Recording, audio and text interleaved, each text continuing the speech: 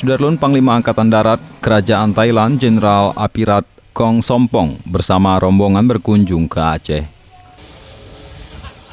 Kedatangan Jenderal Apirat Kong Sompong disambut Kepala Staf TNI Angkatan Darat Jenderal Andika Perkasa didampingi Pangdam Iskandar Muda Maijen Teguh Arif Indratmoko. Kedua petinggi militer dari masing-masing negara ini membahas kesuksesan penanggulangan konflik di Provinsi Aceh. Agenda lainnya adalah kelanjutan kerjasama kedua militer periode 2020-2023 oleh Kasat bersama Panglima RTA.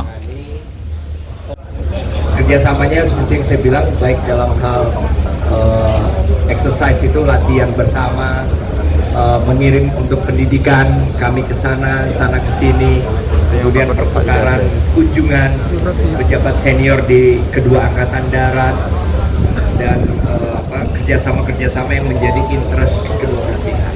Itulah kira-kira. The Aceh and the three provinces down south in Thailand is have kind of a similarity. Religion, the culture. Even just I just know that about the white elephant here in Aceh.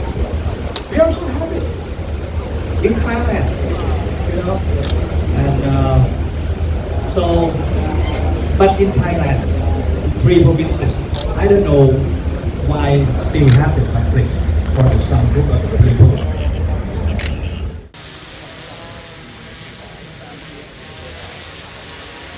Dari Banda Aceh, Subur Dani, Serambi On TV.